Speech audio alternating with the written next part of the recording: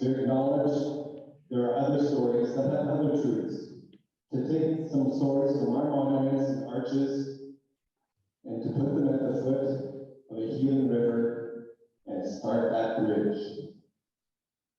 So I thank you for coming. As a museum, we started a new initiative called the All My Relations Initiative, and this is a part of that. There'll be more coming in fall, and we got some wonderful things going on. So if you want to sign up on our newsletter to be a part of the latest, just go on the website, mhv.ca, and after being there about 30 seconds, this annoying pop-up will come up. Say, you want to be part of the newsletter? Sign up. So it's annoying, but effective. August 20th, we're also doing a new event called the Peace Trek.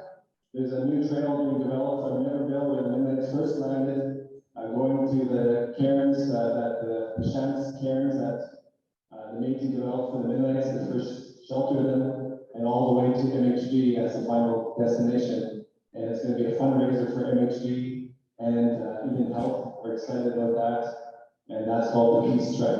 So sign up on our newsletter, that annoying call. Only takes 30 seconds. And thank you so much for coming. Appreciate seeing you here.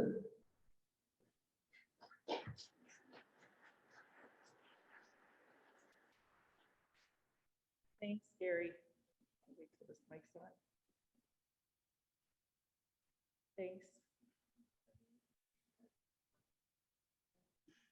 There we go. Better? Now you can hear me?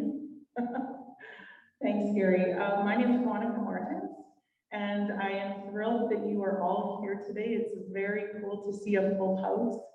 I am the Indigenous Advocacy Chair for the Hanover Teachers Association, and together with my working group, we have put this evening together for you, and we've been anticipating it for a while, and it's just really, it's fun that it's happening and that it's here. We weren't sure when at 6:58, I was like, where's Joe? Where's Joe? Joe's supposed to be here.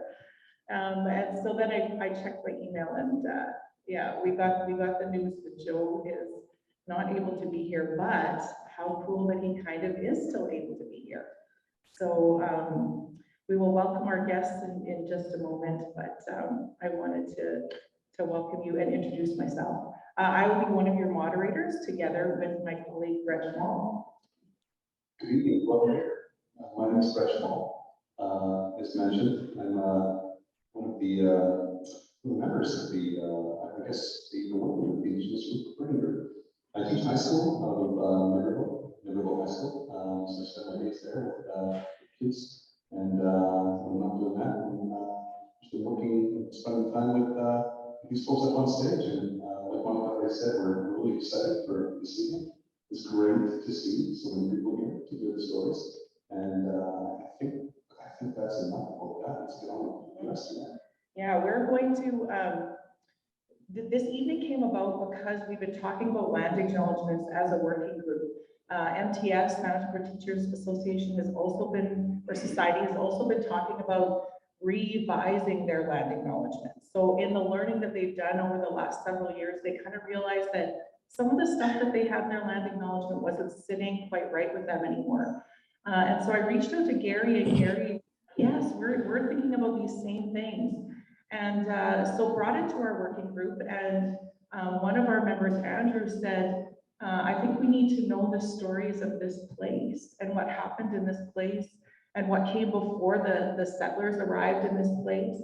We need to know those stories before we start working on a land acknowledgement. And that's why this evening came to be, and we thought we would love to share it with other folks in the area, because there may be more people who are interested in these stories, and the more people we have in this journey, the better, I think. I think that's all I need to say about that, right? To that line of the evening. So the outline for the evening, roughly speaking, we're in for about a 2-hour time frame. So we started just a little bit exactly where we're supposed to. So where we are at the settings. The first half of the evening, we're going to immerse ourselves in stories, bring your stories from the four presenters. And we'll be invited to that. Questions that they've been considering right about halfway, and up in the stretch, and just you put yourself with just on the rest here. Lower extremities, your toes, like that, a little bit of break. Then we'll come back, we'll reconvene for a Q&A opportunity. And you'll notice in front of the stage here, there are two phone numbers that have been located there for you. We want to invite you folk on the opportunity to ask questions in light of what you're hearing tonight in the stories. So as you're listening, if there are moments in it or if there are queries, be encouraged to text either Monica or myself. So one of those two numbers that you see, Tony is adjusting slightly, and it's going to put them somewhere. There's one there, and he's going to put this one.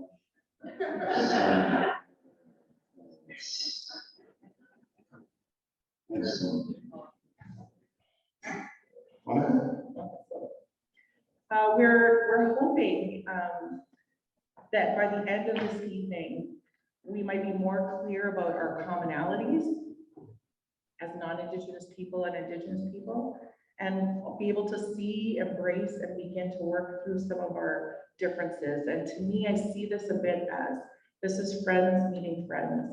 So you are the friends that I live and share life with, and these friends on Zoom and Reid, these are also my friends, and I'm really happy to bring these two groups together. And I hope that you will appreciate them. I know you will as much as I do.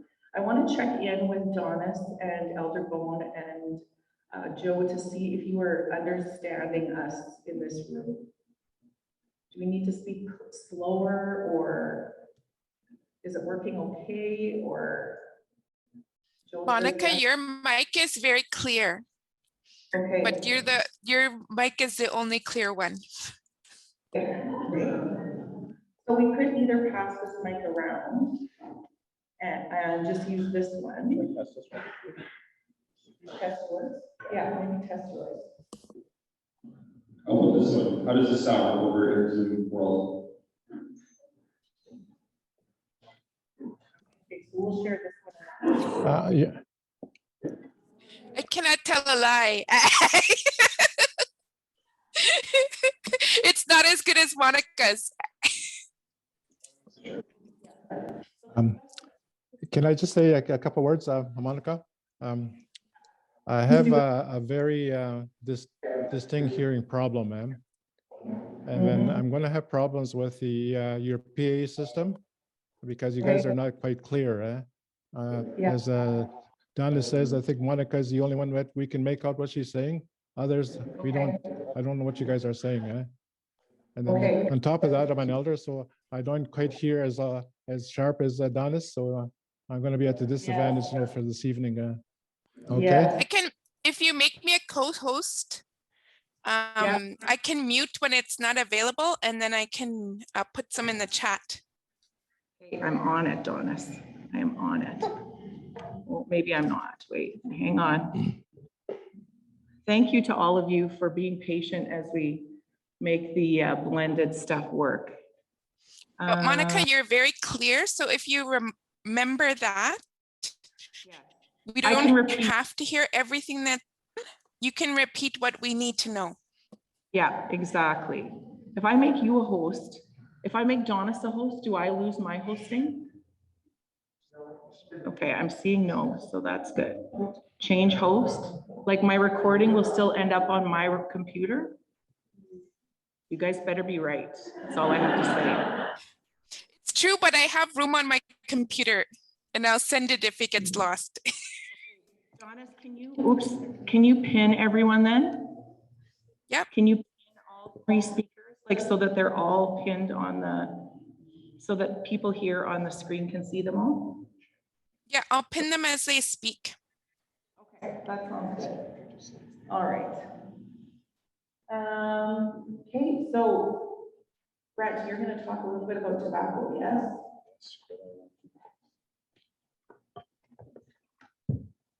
And you're going to talk just like me so that you're easy to understand. I was told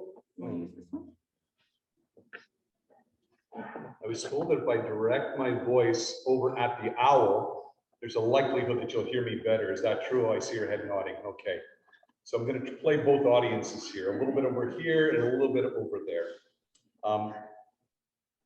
Before we start anything and coming and asking and spending time and consideration for knowledge of stories, in particular to neighbors, and what I've been taught as a result of having spent time with I would call them friends now from Rosa River and Anishinaabe First Nation. They remind me continuously when you come and you're asking for something, make sure you come with tobacco first. Tobacco being the first gift, tobacco being taking time and effort to grow, and then subsequently recognizing that you're asking for much, and so the tobacco represents much in that ask. So before we even begin tonight, starting with Elder Bone, I recognize that you're not sharing a space across the stage from me, but I'm happy nonetheless that you're here with us. I had an opportunity a few years ago up at Egg Lake that just never materialized to come and hear you speak. But I guess then again, it just wasn't the time for me to come and hear. That being said, I'm excited that you're here tonight with us. I thank you for spending some time with us. I thank you for what you're going to share with us. And I just take this tobacco and I offer it to you, and thank you again for your time and for what you're going to share here with us tonight. So I want to say miigwech.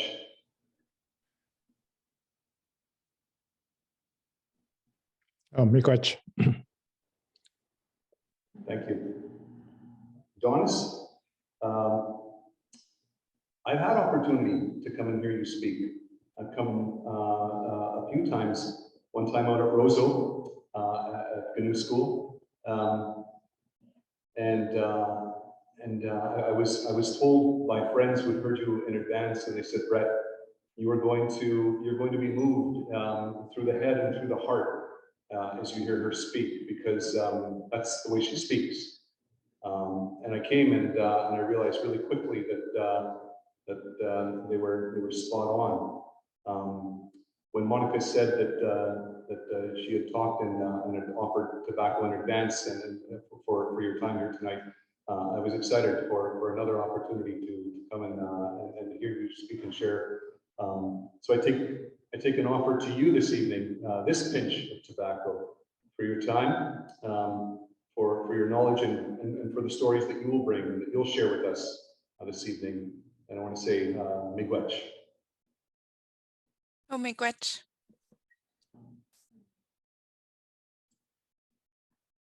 Reid, I actually remember some of the first opportunities I had with you and the exchanges, hearing a little bit about your time working with the Louis Riel Institute, and thinking, what a gift to have you here working with our students, sharing who you are, being who you are, and then getting a chance to grow in various interactions throughout the years, asking you what you're reading, what you're doing, what do you think about this, what should I be thinking about that, and hearing again that Monica and the group inviting you to come and share. I know that you're a man of story, and I'm excited as well to hear the stories that you're going to share tonight. So to you as well, I offer this tobacco for your time, for your stories. I'm going to say as well for some friendship here, because you're going to remind me of the stories that I need to be conscious of in particular. Yeah. So to you, I want to say merci. Marcy, miigwech. Thank you. Thank you.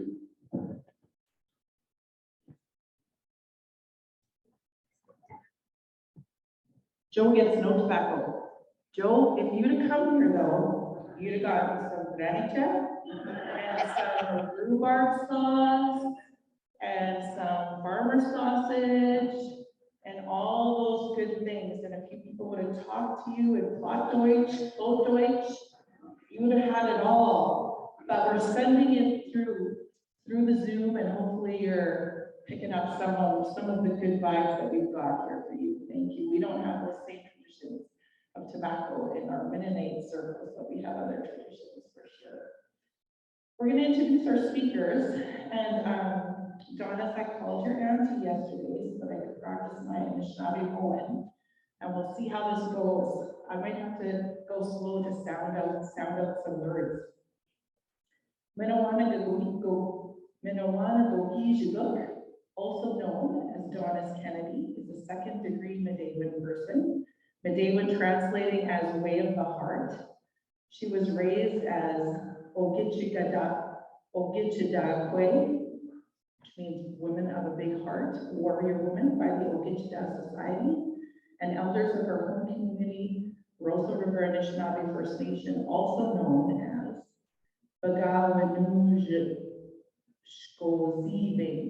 Bagawanushkozibing.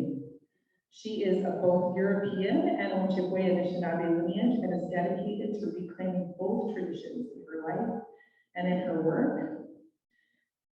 Minowana Gogijiguk is dedicated to the pursuit of Mino Wama Dezewin, the good life. She seeks and creates opportunities to live life from her heart, and I promise that is what we'll hear from her today. She builds on the good choices her family, mentors, and friends made in their lives. Their choices to work hard, raise their families, put down alcohol, help with relatives, support the people, and reconnect to Midewiwin, living the ways of life, languages, and traditions that her ancestors sent forward to her. In the footsteps of her ancestors, Minowana Gogijiguk continues to learn and to grow, taking joy in this good life and doing what she can to support others who seek to do the same. Dawnis works at the Manitoba Indigenous Cultural Education Center in Winnipeg. She has a Bachelor of Law from the University of Toronto and a Master's of Law and Society from the University of Victoria. Focused on Aboriginal rights and Indigenous laws. She has paused her PhD of law through the University of Toronto, which is focused on Anishinaabe and Ojibwe laws. Dawnis is also a Yellowhead Research Fellow. Joseph Wiebe is another one of our presenters. Joe is an Associate Professor of Religion and Ecology and Ethics and Global Studies at the University of Alberta. He has written a book called The Place of Imagination, Wendell Berry and the Poetics of Community, Affection, and Identity. It is a critical reading of Berry's fiction that emphasizes the role of imagination in community and environmental ethics. He received an Insight Development Grant to begin research on his next book project, which is on the influence of settler colonialism on environmental imagination and religious identity. This project is a case study of how one agrarian community, I really want to know which one, Joe, perceived Indigenous people during settlement in North America. It tells the story about the role Indigenous people played in the settlement narratives Mennonites constructed as they were adapting their religious identity to the prairie landscape. Joe has also written an article about entanglements between the Métis and the Mennonites in the Cleveland area that many of you may find interesting. It is called On the Mennonite Métis Borderland, Environment, Colonialism, and Settlement in Manitoba. And Joe has no Low German words in his bio, so I didn't even have to call my mom and dad to practice those.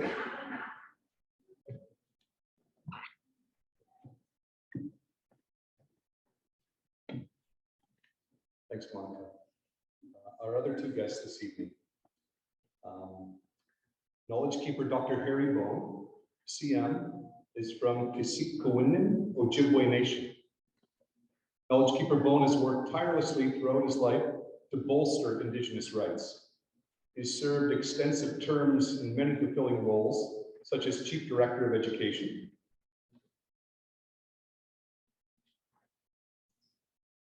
He also served as a CEO at the West Region Tribal Council, a director of the Manitoba Indian Education Authority. He's a graduate student in political studies at the University of Manitoba, and he was a student advisor and lecturer. He was a director of Native programs for the federal government, a vice president of Aboriginal Cultural Centres of Canada, and currently sits as chairperson of of the Treaty Relations Commission of Manitoba, Council of Elders and Assembly of Manitoba Chiefs. Knowledge Keeper Dr. Bone is experienced in First Nations governance.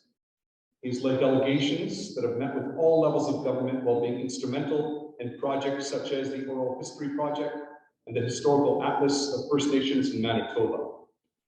Knowledge Keeper Dr. Bone and Knowledge Keeper Dr. Doris Pratt co-authored Untwe Pikine, Who We Are, Treaty Elders Teachings. Like Knowledge Keeper Dr. Bone, the book aims to inspire people through compassion, reason, humility, and human dignity. His distinguished achievements in leadership, scholarship, and public service have been recognized by many individuals and communities who have been touched by his work. The University of Manitoba honored Knowledge Keeper Dr. Bone with an honorary Doctor of Law degree for his trend-setting work that continues to advance Aboriginal education in Canada.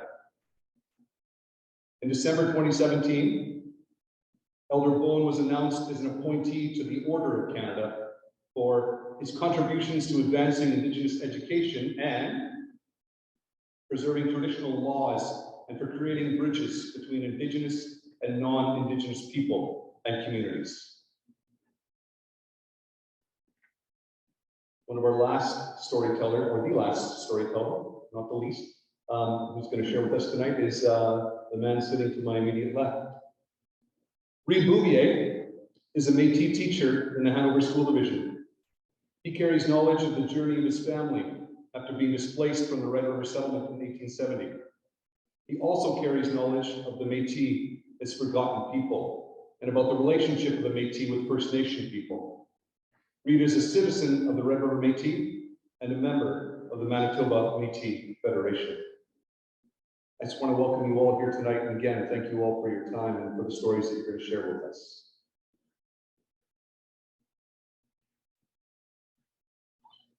Folks, as we're sitting and listening, I can't help but be drawn to the fact that as we talked about what this meeting should look like, and what we were intending, as Monica had mentioned, just discussions about land and perspectives on it. We were reminded of the value of story and what story can take and do and how it takes and unites and brings people in. I'm sitting here leaning forward kind of uncomfortably. I'll find the comfort zone yet. But the way it speaks in ways that other modes of communication, other means of communicating just don't achieve. That being said, as much as possible in those comfy chairs that you've got, I invite you to listen. And as was spoken earlier by Gary, listen with your heart a little bit as stories are shared, as new perspectives are offered, as people take some time and invite you into different ways of thinking about the way we do life and living here, and have and continue in the southeast portion of what we now call Manitoba. But needless to say, that listening piece I think is really important. I've had, again, and I'm reminded of this opportunity to spend some time with the Knowledge Keeper again from Rosa River. And he had said to me, Brett, have you ever noticed that you've got 2 ears and 1 mouth? Do you have any idea why that is? Probably because the Creator doesn't want me to get too fat, because if he gave me 2 mouths, I'd be always filling it. He laughed and he said, well, maybe. He said, I also wonder, maybe you should be listening more. Maybe you should be listening more. I think he's right. I think I need to be listening more. So that being said, I invite you into this opportunity to listen with me just a little bit more as we hear these stories that will be shared.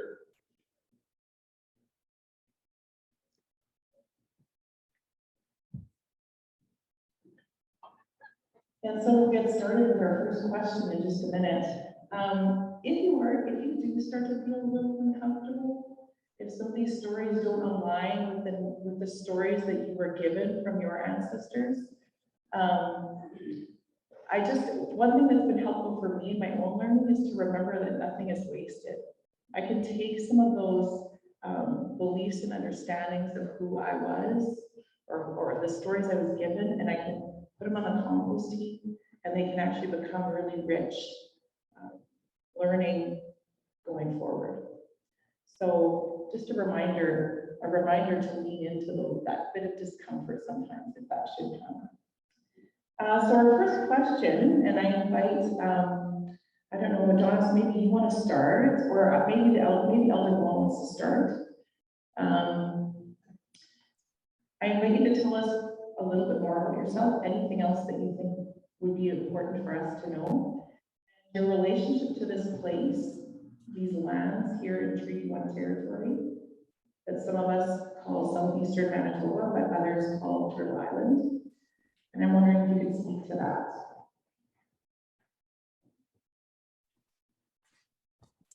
that. Elder Bone asked me to go first,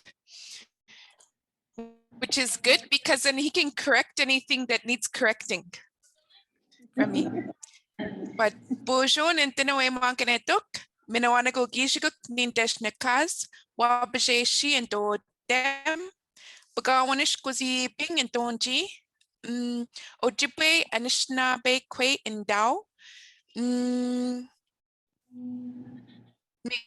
Great. I also have my husband and son. They just opened the door that I closed.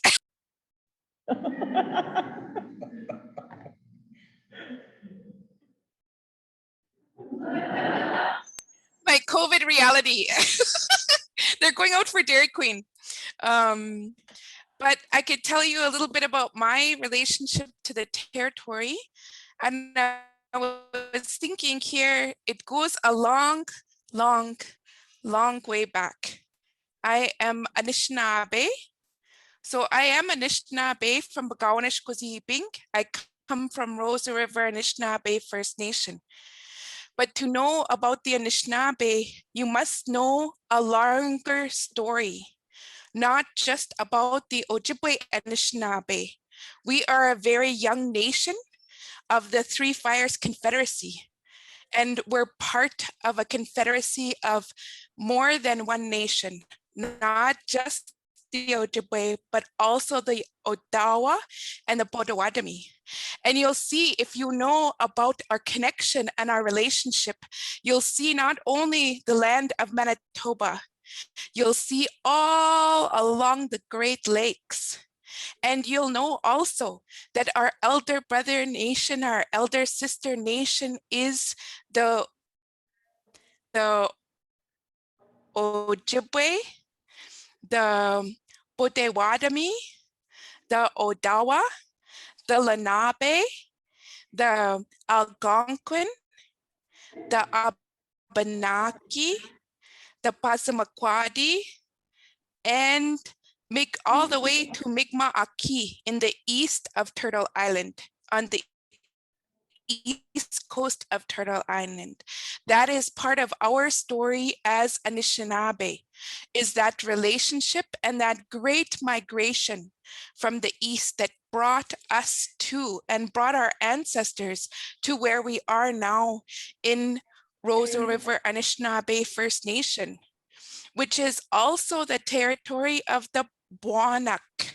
So we are in relationship to the Dakota, and to know the Dakota people, you must also know the Council of Seven Fires. And that's not my story to tell, because I am not of those nations. But there is another people to understand our relationship. And in outside of, it's Roseau Rapids by Jibashko Deong, you'll know there's a road that goes a little crooked. The reason it goes a little crooked is because there's a sacred rock there, the Warrior Rock, that we've done ceremony for, and that I wasn't there. I wanted to be there, but I was cooking. My uncle was there and my uncles were there and my family members were there. to host the Dakota as they came to share stories, because we have different stories about that warrior rock that speaks of a time in our relationship with the Dakota where we were at war with each other. So we shared our stories, we shared the pipe, kind of, I wasn't there. I was cooking. So I was still thinking about it as still part of that wondrous gathering that would look so cool from the window of my kuku's house as they went by on horses and in all their full regalia to go talk about our relationship to each other. And to affirm we're not only two nations that were at war with each other, we hold treaty between each other. The big drum. The big drum, and if you know the story of the big drum, if you ever have a chance to listen about the story of the big drum and the meaning, it sets a space for respectful relation between our nations and between us and creation, both as male and as female and other genders in creation. That treaty helps us to attune our hearts not only to each other, to carry ourselves in a good way, but also to connect to that heartbeat of creation that we need to live in. So that's part of that story too, to know where I am and where I come from. And also my ancestors on my father's side are the reason that my ancestors moved. So if you ever get to hear the story of the 7 fires prophecy, the 7 fires prophecy is the reason that I'm from Bouvier, Bink, because it was foretold before the arrival of Europeans, that Europeans would come to this land. And that at the time of that coming, that there would be a choice, not given to the Anishinaabe, or maybe we were Mi'kmaq then, but not given to the original nations of Turtle Island, but one given to the Europeans that arrived. A choice between, as my teacher would say, brotherhood, or as I would say, sisterhood, and death. And we would know the choice by the history that would unfold in those generations. And if you hear that prophecy, you will see the markers, and you will, if you study Canadian history or North American history, you will see those markers that I believe the original choice was made of death. And the reason that my ancestors on my mother's side traveled this far was to safeguard our stories, safeguard our language, safeguard our future, because the first initial wave would cause the fire in the east almost to go out. And that fire was carried by our Confederacy to safeguard it for the future, for me. And not only for me, but for my descendants as well. And so that is why we're here. The 7 fires prophecy also tells a time where Europeans are again given a choice, that same choice between sisterhood and death.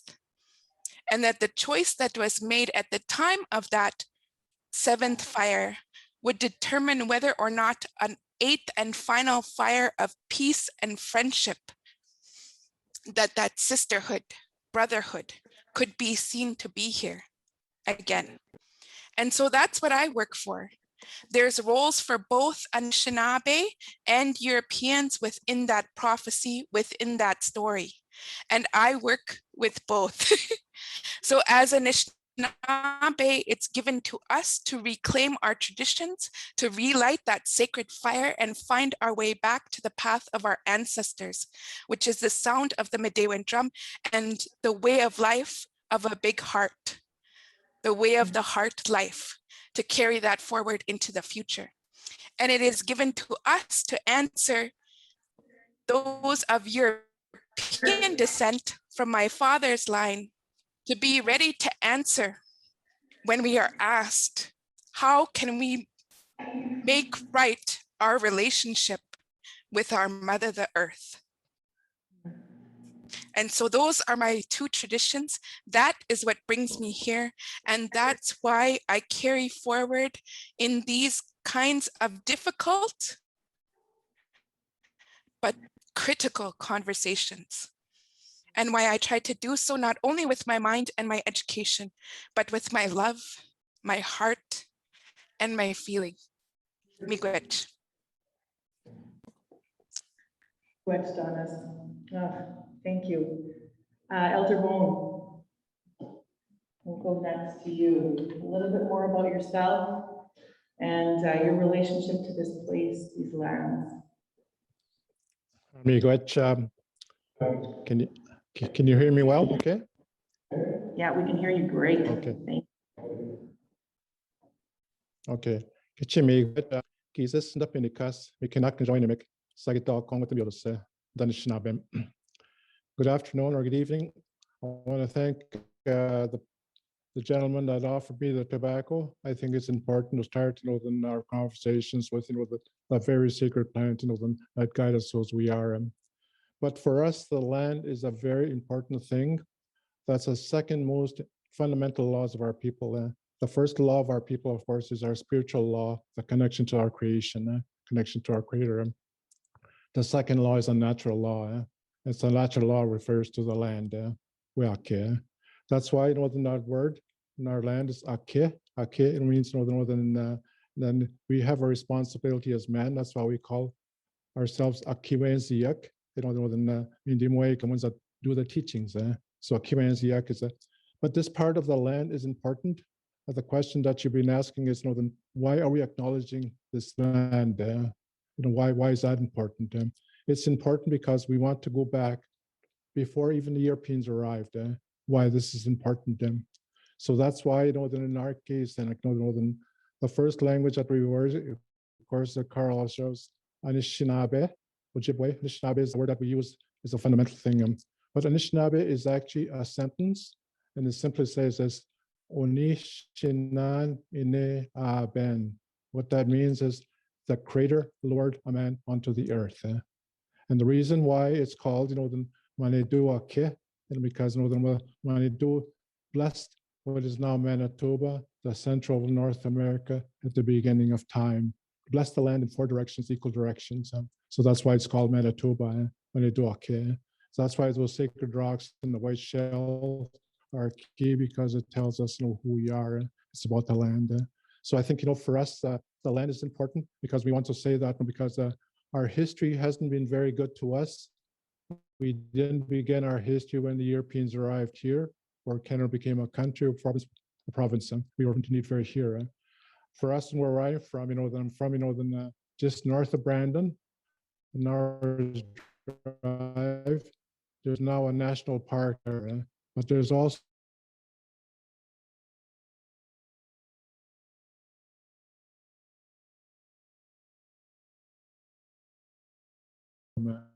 because it's sacred, because that's the land that was blessed for us to go to, for ceremonies, for traditions, for teachings, that kind of stuff. So ake nebe is very important there. But I think, to acknowledge the land is important there, because we need to understand. So that's why here in Manitoba, they adopted that word Manitoba from the word from Manitoba, the central part of North America. If you look at, in Canada, Manitoba, just east from here, is the center of the continent.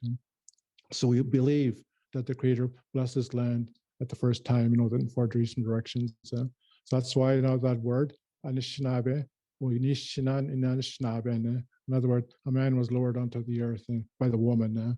So I think it's important for us, because my grandmother often told me, my grandmother was fluent in her language. She was born in 1880. The reason why I mentioned that, because that's the time of the treaty making process. And she often said, from her father, her grandmother, our language is important. Because she said to me, she says, the language of our people is important. The pronunciations are important. That's why, then we're fluent in our languages, because I was raised by my grandparents. And the reason why she said this, because she said to us, if one day you lose your language, you're going to lose how you think like an Anishinaabe person. You can use someone else's language, someone else's concepts, someone else's belief system to tell who you are on this earth. So that's why language is important. Anishinaabe language is important. So that's why it refers to Maniduake, the land that we have here. But it's to acknowledge the beginning of time. North America didn't start here when Europeans arrived here. We were very much indeed here from the beginning of time as human beings. And you see, but the history hasn't been very good to us, and because the federal government, really did a good job to put us in the back burner. So that's why, to say about the earth, Ake, we're guided by, as Dawnis says, by certain principles. The Anishinaabe people, the ones that, I have ceremonies with, from my grandfather, my grandmother, that kind of stuff. The pipe ceremony is the most sacred ceremony for our pipe. If you understand, the sacred ceremony of the pipe, because it covers 7 cardinal directions. It's called Anishinaabe Inakwanegewinan. So if you ever witness an elder doing a pipe, he acknowledges why this earth is important, why we're here. Because the first point that he makes is upwards, to acknowledge that we all came from the Creator, all of us. The second thing that he acknowledges, touches the earth with his pipe, to acknowledge that the land belongs to all of us. So whether we breathe, water, every kind of creation. And third in line, of course, as human beings, we come second, third.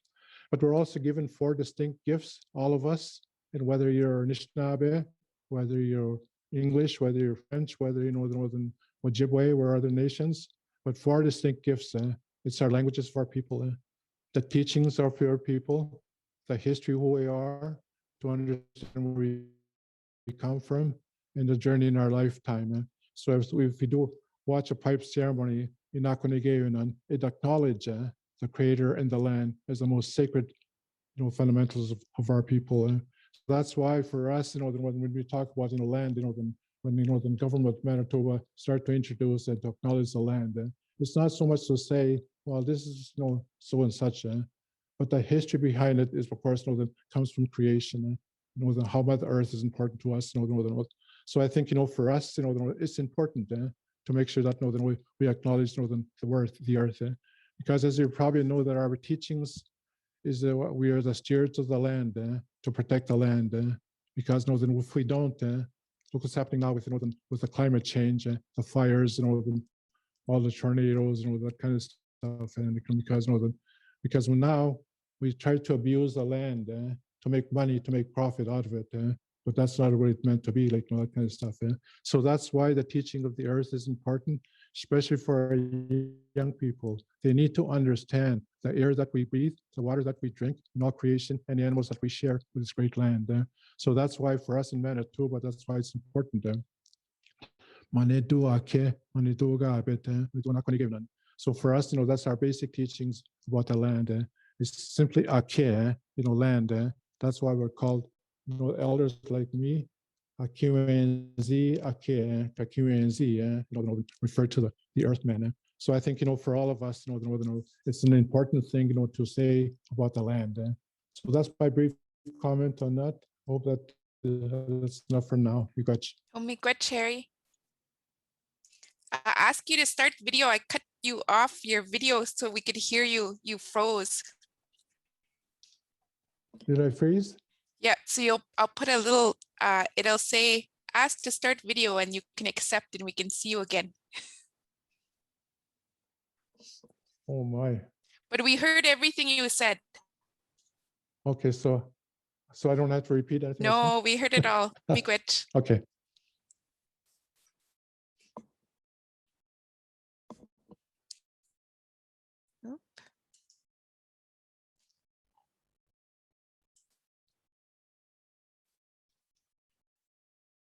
And Monica, can you unmute? Here we go. Yeah, thanks. My name is Reid Bouvier. I'm currently a teacher in Steinbach, the high school here. But I do want to share my story of how I came to be here. I don't necessarily have a traditional Indigenous name, but like all Métis kids, we got a nickname really often not a very good one. So my nickname in my family is Grandpa's Bad Boy. Or Washington. And when I was a little boy, my great grandpa Justin Larock, he lived in a little one-bedroom house, and I used to spend a lot of time there. And I remember just fleeting memories now, but I remember the kitchen parties, and I remember how packed it used to get, how much celebration and music was there. But one of my first memories from my grandpa's house was knocking over his prized lamb. And ever since then, I've been called Moshi Garsoon when I go home. And I'm always reminded that I'm Grandpa's bad boy.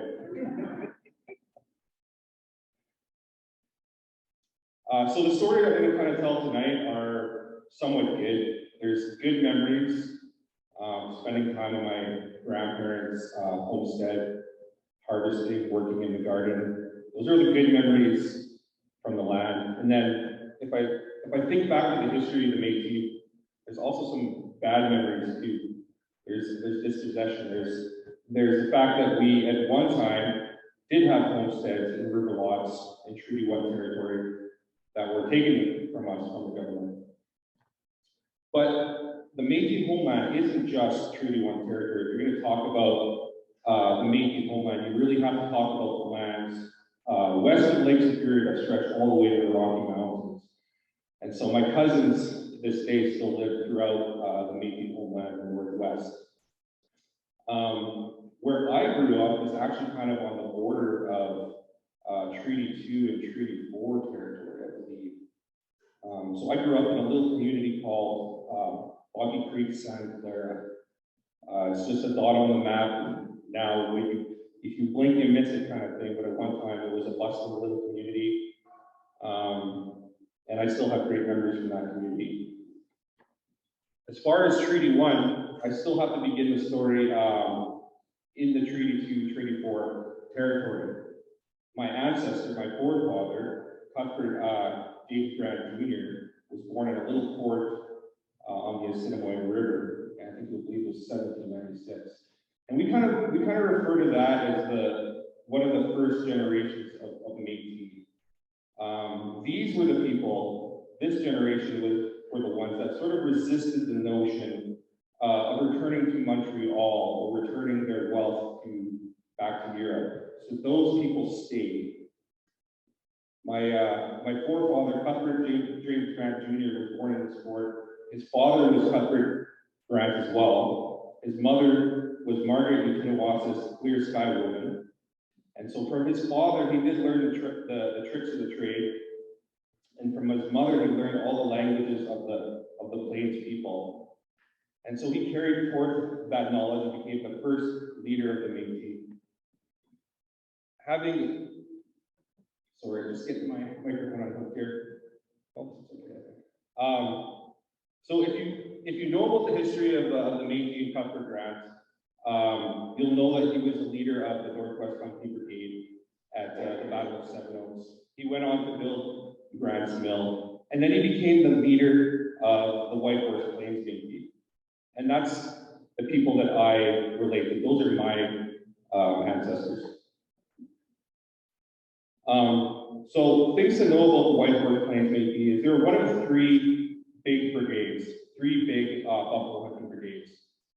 And the buffalo hunt was a key piece of our history and culture.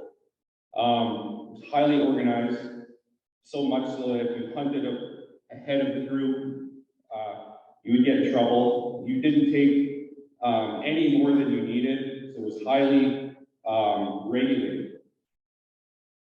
And so the White Horse Plains Brigade stayed as it was in sort of if you go west on Highway number 1, it's St. Francois Xavier. I'm sure you're all familiar with that area, but also includes St. Eustache and Bay St. Paul. So that's considered the White Horse Plains Brigade, and that is in Treaty 1 territory. So my ancestors come from that area, and we lived there until basically Manitoba became a province. In 1870, when Manitoba did become a province, we essentially were dispossessed through the land strip system. Anybody familiar with the landscape system? It was sort of like a lottery, but not necessarily the kind of lottery where you win a bunch of money and get to retire. So when Manitoba became a province, there was a stipulation that the Métis would get a parcel of land, about 160 acres for each head of family. Unfortunately, through the lottery system, my family's land, my grandfather's land, Casimir Bouvier, was 100 miles away from his homestead on the banks of the Assiniboine River. Many Métis did take up homesteads in other locations, but it wasn't necessarily ideal. In order to relocate to this place, to this land, where this landscape was given, you have to uproot your family. So my family decided to take, I think it was $1 per acre. So each family received about $1 per acre. I think it was $160 or something like that. And they relocated. Some of my family went west to the area known as Dawnis. And some of my family actually joined their cousins in the Turtle Mountain Band. So if you go through the history books, you actually see Bouvier named amongst the Turtle Mountain Band. And you see my other cousins' names amongst the casualty list after the Battle of Dawnis. So basically, after the land scrip system dispossessed my relatives, they started fresh. They tried to start anew. When they went to Dawnis, the Canadian government, when they went west of Saskatchewan, when they went west of Dawnis, the Canadian government kind of followed them. They built the railway. And instead of like a diplomatic or a resistance through legislation, which was sort of what happened in the River Resistance of 1870, this was a real war with soldiers and guns and battles. The Métis did pretty well. We won a few battles against the Canadian government, but eventually we were surrounded with Dawnis. One of my relations, the Moss Carrier, was actually dragged behind a horse to his death. And the reason for that is they actually mistook him for Louis Riel. So they believed that my cousin Dawnis was Louis Riel, so they treated him particularly harshly. After that, my family was sort of dispersed again. We became known as kind of a landless people or a forgotten people. We didn't ourselves forget our kinships, our ties to the land. We didn't forget our stories, our language, our music, but the history books kind of forgot about us. So there's a large gap in the history books where there's not a lot said about the Métis. If you look at that time, the only time we're really mentioned is through when the papers would bring up road allowance communities. We essentially became squatters in our own homeland, in our own territories. We built communities on crown land or road allowances. And so there's a large section of time where we're considered a landless people. But we're really interesting. My story kind of begins, like I said, right smack in between the Saskatchewan prairies and the Manitoba lowlands, right on the fringes of the Duck Mountain. That's where Cutler Grant was born. And for some reason, after Dawnis, in the late 1800s, early 1900s, my family from different directions, from south on Turtle Mountain, from west in Dawnis and Saskatchewan, they all came back to this location. So they came back to the Duck Mountain region. My cousin, that is Davey, and I are still trying to theorize why that was, but we believe that there was a place attachment there. There was a connection to that land. And so the most interesting part, I think, about the connection to that land is that my parents lived literally maybe 1 mile from the place where Cuthbert Grant was born. So when I go home to visit my parents, I can walk and I can go to the above the valley, and I can look down at the riverbanks, and I can look down at the place where my ancestors were born, where that first generation of Métis came to be. And so I just think it's a neat story. And I guess how I got to Steinbach, how I became a teacher, a little less interesting. I had some friends going to university, and I thought I would follow them. And then I met a French girl from Reid. So to make a long story short, that's how I came to be and Steinbach, but I have cousins throughout the Northwest. I have cousins throughout the different treaty territories, and we have memories throughout these different areas. And so that's what I'll say about how I got here, my connection to these specific lands. Thank you, Reid. Cool. I haven't heard your story before, so I appreciate that. That's great. Thank you. Joe, over to you. Thank you so much. I'm sorry. You can hear me okay though? Yeah. Okay. I thanks again for your patience and for still including me. Just a quick note, this is the second time having COVID. I had COVID exactly 1 year ago today. And I thought, oh man, this is just gonna be an annual post-Easter event for me. And I thought, well, you know, I just finished Lent, you know, and maybe the lesson is, you're not done learning about the mortification of the flesh here. You know, there's still lessons to learn, but then I was also thinking, you know, maybe thinking about those lines about, and the reminder to emphasize listening over speaking. Maybe even there's still an emphasis on needing to listen even after the resurrection. So I'm trying to I'll try to embody that as much as possible. My body certainly is reminding me of that. So I'm going to keep my comments short. But my story, I'm Mennonite on both my paternal and maternal side of two different migrations. My paternal great-great-grandfather, Heinrich Wiebe, came over in the 1874 migration from what's now Ukraine, former Russia. And the thing about that, I mean, there's the history part. And, you know, Mennonites love, we've got the history books, we've got the family history books and everything like that. And I always like that. But what's interesting, growing up, what I really found interesting were the stories that got passed down. The one about Heinrich Wiebe, you know, he was one of the families that settled Blumenort, you know, not far from here. And, you know, he's a young guy, comes over, you know, in his early 20s, you know, he's got a wife and a couple kids, and they're just trying to, get this place set up and kind of carve out this living space for them. In his second, I believe it was his second winter here, you know, a team of guys go out bushing, trying to get some firewood. Snowstorm blows in. They get caught in this blizzard, kind of to get dispersed. They find their way, most of them, to a local, one of the other families' houses. But Heinrich didn't make it. He got stuck in the blizzard and died in that second winter. And that story, I remember my dad telling me that story as a child, and I found it haunting. You know, the idea of this place being, you know, what's home to me, you know, and I love going out and visiting family. And I grew up in Winnipeg, but, you know, we had family in the area. So I loved going out and like thinking about this land, which I always thought was beautiful. I've always loved the prairies. I always find the prairies to be gorgeous and comforting. But to have it also be this place that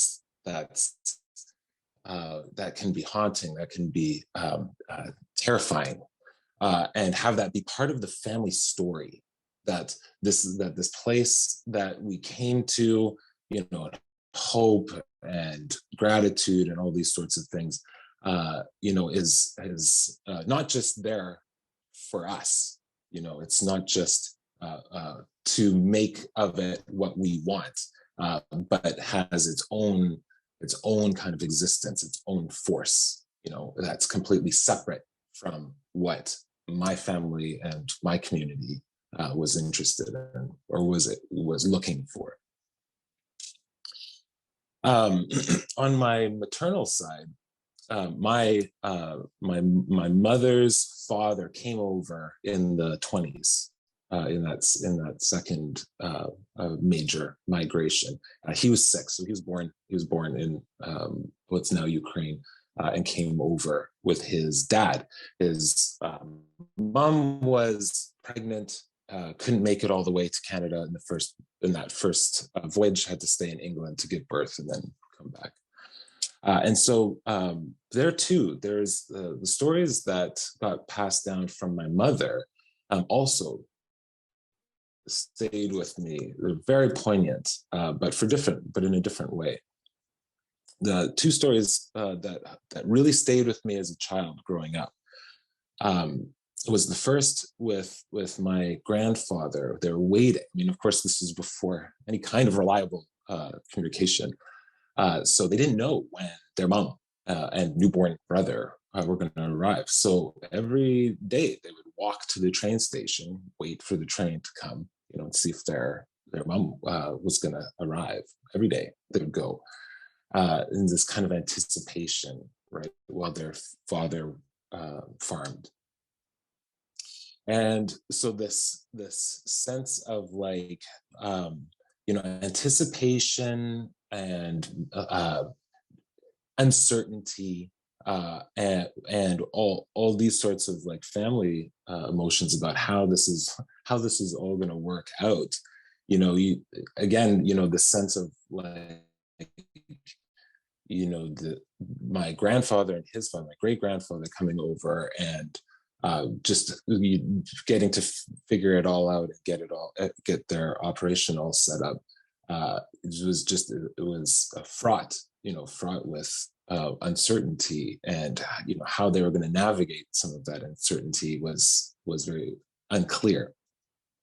And combine that with a second story that really stayed with me, when when he grew up and was finally able to get his own land. He had he had 3 different quarter sections that were not contiguous, and he had built fences around his sections, and would take his tractor out, to each plot, each section. And the way it went, of course, with the township roads, the sectional roads, there were ways of like getting to each one, that by going around the section. But he would ride his tractor, go to the first quarter section, get off his tractor, open the gate, drive through, right, go back up, close the gate, and do that to get to the farthest one. He had to do that, 6 times. It was the most inefficient way that he could have possibly got to his farthest section of land. And the story, again, as a kid, why would you do that? Why don't you just ride your tractor? I loved riding the tractor when we go and visit. It doesn't make any sense. But the story was, Grandpa, he did it because he was so grateful to have this land, that he wanted to have that connection with it, to get off the tractor, and move through it. He didn't want to take it for granted. He was proud of it. He had it was his. It was this feeling of not of it not just being there, not just sort of being this not this place that he had to sort of all figure it out, but it was there's something about the fact that he had this land, had the opportunity to have this land, that he didn't want to take for granted. And those stories, the story about getting off the tractor, kind of passed down this sense of the importance of not taking for granted this place that we have. So as a kid, these are the kinds of stories that I grew up with.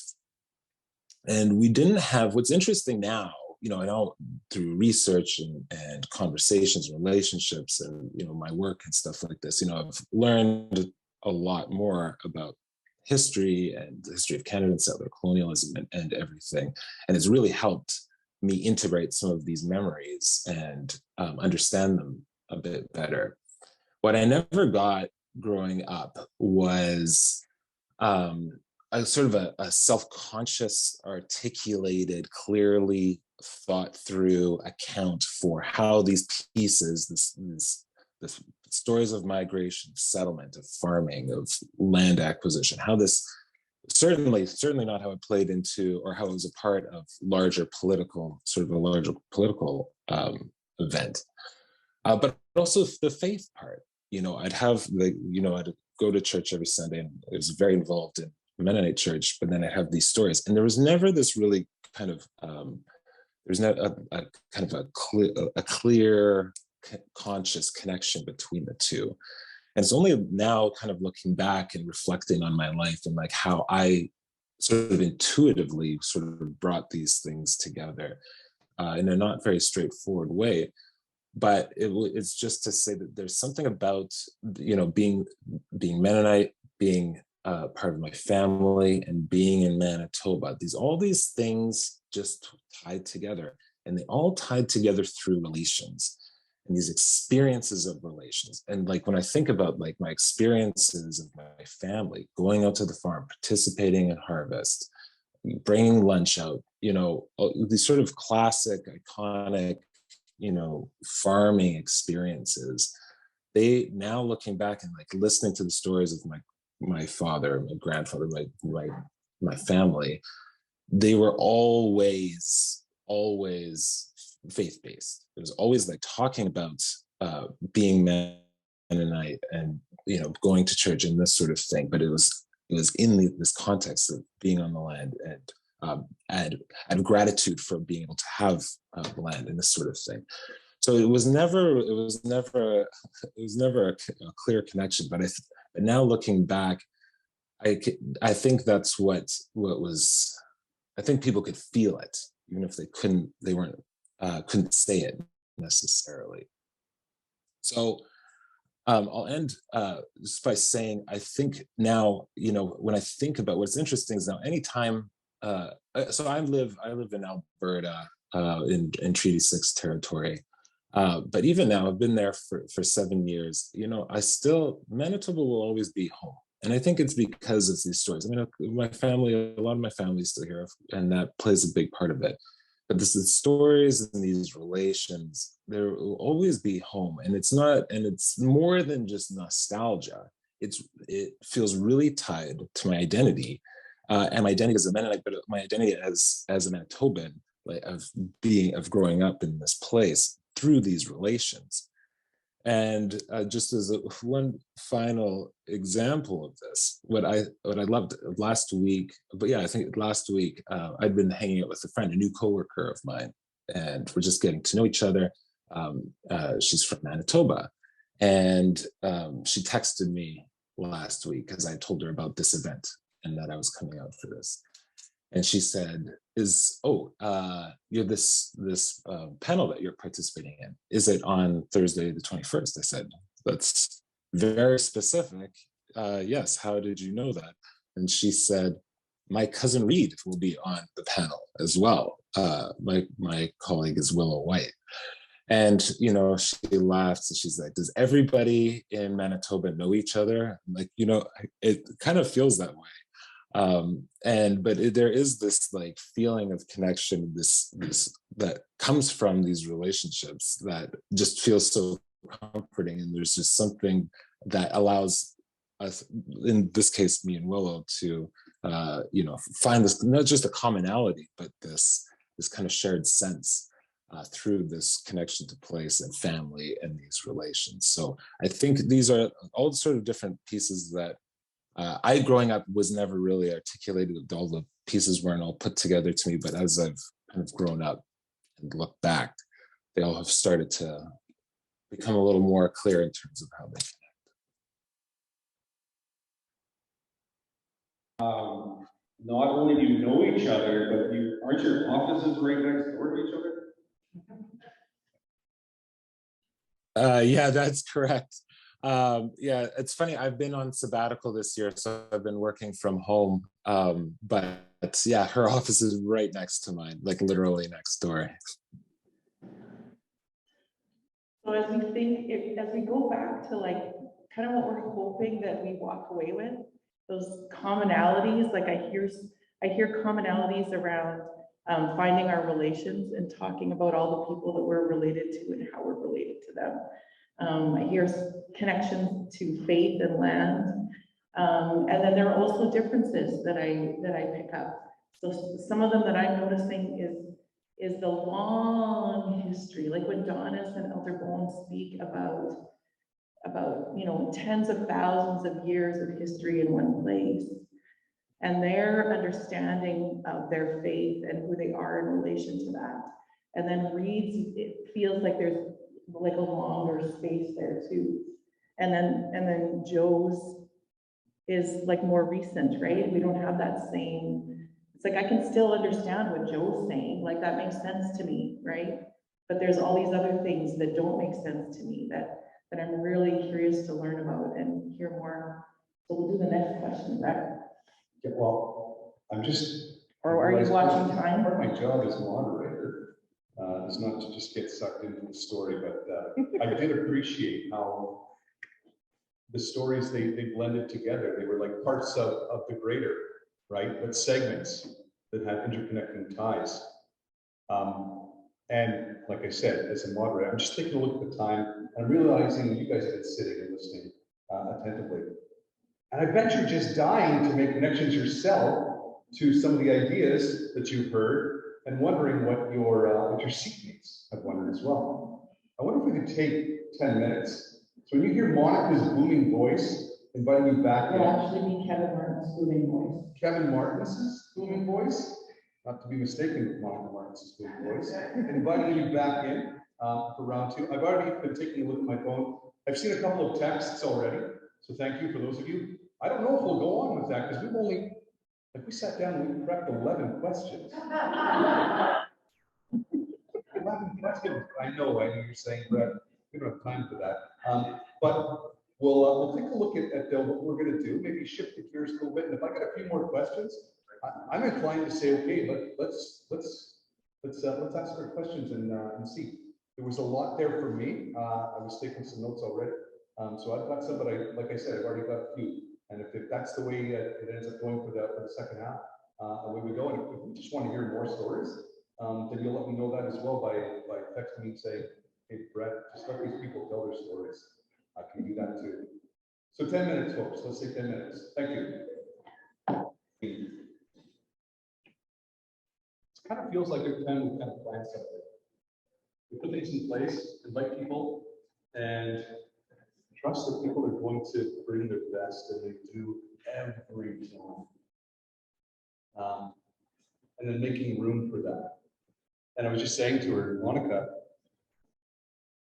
this is not a one and done. Like, this is the first of many in a series. We've asked them one question. One question, what's going to happen for the rest? And she said, yeah, what's going to happen, Brett? What's going to happen? So we schemed and dreamed up here a little bit. We talked back and forth a little bit. Reid was in it too.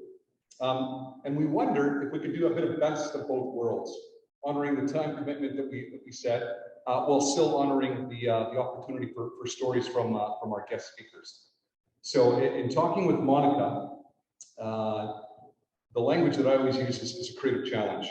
So the creative challenge that we're pitching our storytellers is knowing that we've started, and I had a chance just to watch the people that are gathered here, guest storytellers, and making connections and talking between and amidst and the connections bouncing back and forth and across. And again, just watching Reid, again, making multiple connections here with folk. What is your 5-minute story?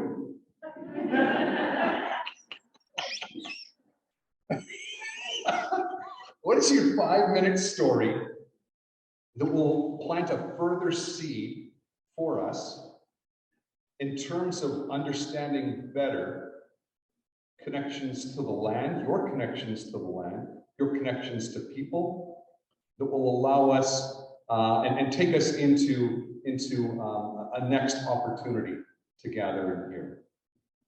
And Yeah, I like that. And then we have a few questions that are coming in via the phone that we'll go to after. is that fair? Yeah. So 5 minutes. I'm gonna wear my hard hats moderator hat. So if you hear me, it'll mean your story's getting really good, really good. I'm going to trust you to take care of each other the way you have already. But yeah, that story that will allow us, in this instance, just a little bit more of an insight into what connects you to the people, to the land space that needs to be told right now. That next story, that next little insight that will allow us again to make those connections in just a furthering way. I'm going to be quiet. Or what story you think we need to hear? What story needs to be told? So Elder Bone or Dawnis, do either of you want to start?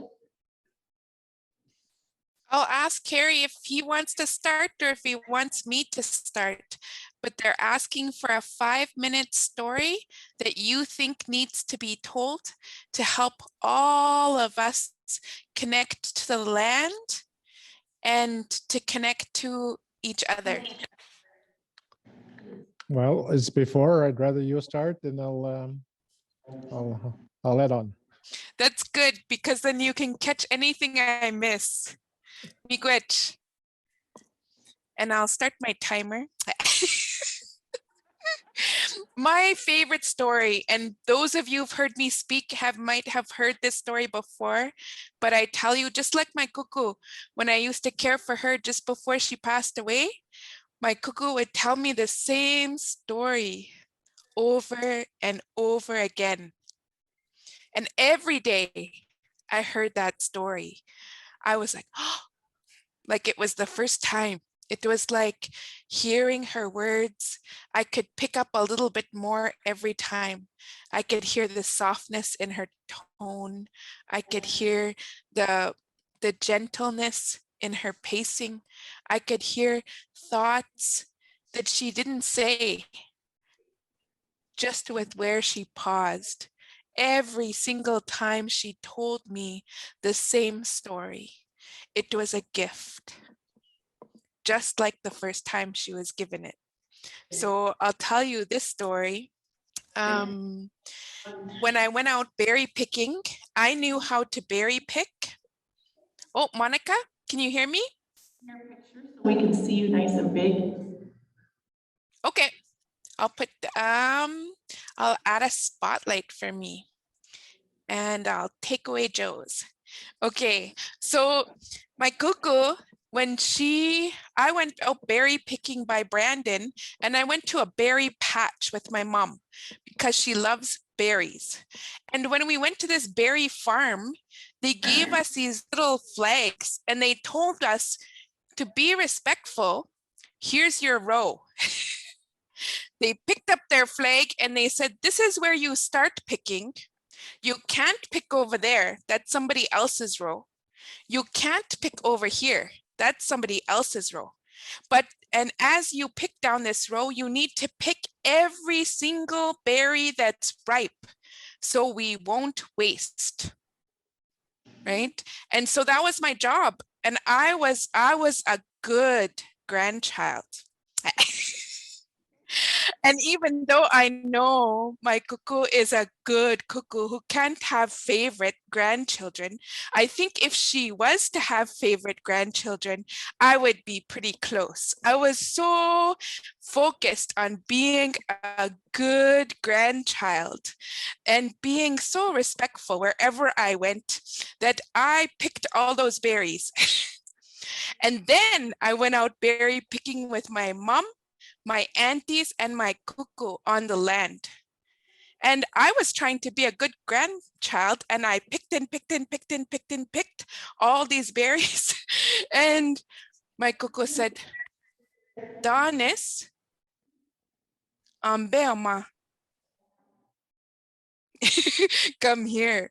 And I knew just the way she said it, I did something. And she said, I had to sit there and listen because my cuckoo wouldn't start talking right away. She'd wait until I was quiet. And she was quiet. And then she said, you know those berries? All our relatives are going to come. They need berries too. They're going to come looking for these berries.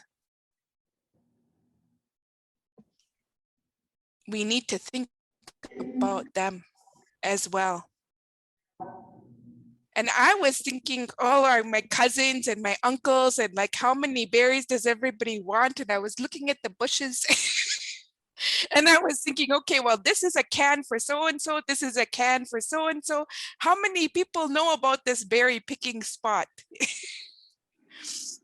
But my cuckoo said, she said, do you know who comes to eat these berries?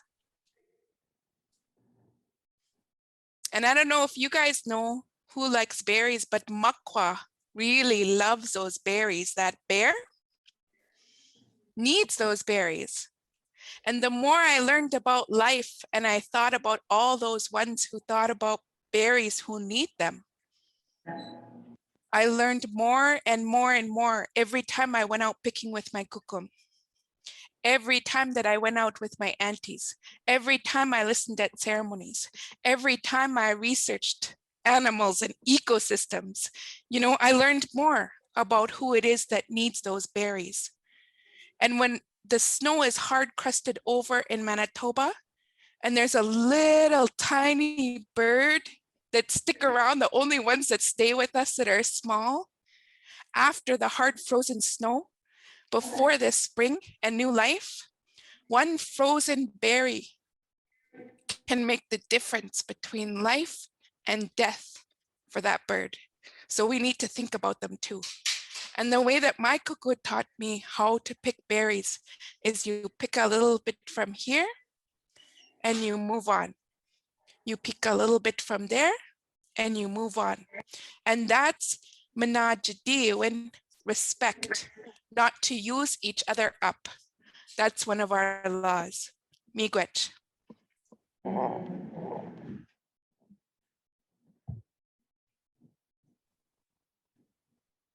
Harry, Quintam. Okay, can you see me? I'm sitting in a different place in a comfortable chair. Nice. Ichimigwech, my favorite story is, as Dawnis has mentioned, are stories that my grandmother taught me. But let me say, begin by the stories. Is there's a reason why stories are told, because there are different skills that you need to learn. You know, later on, is the art of listening, the art of concentration, and the art of remembering, and also to reflect what is the meaning of the story. It's just not a story. So that's why it's important, you know, when I was growing up, you know, listen to my grandmother, especially in the wintertime. That's when we had soke in the wintertime, storytelling by the fire pot, by the fireplace. We lit the fire, you know, and listen to the fire and watch the sparks as my grandmother would talk. And she'd had different levels of expressions, you know, according to the story that she was telling. But it's her expression that, you know, told us, you know, how she tells that story. It's just not the words, but I think what she meant was, you know, because the story behind that, you know, is that's the way nature works. You know, that's the way the environment works. The favorite story that she also tells about is the water. Where I'm from, it's just south of Riding Mountain National Park. It's called Kishigoinen First Nation. It's just north of Brandon, you know, south of Dauphin, if you know the area in Manitoba. That's where I'm from. But we used to go to the lake all the time, to Clear Lake, because it's a clear water lake. But, you know, the story that she often told us was, you know, is the land, is the air, is what you hear. She said, no, the reason why it's a sacred land, is because sacred waters, because as we sit there, come to the lake, as you sit there, you listen to the water as it flaps on the shores.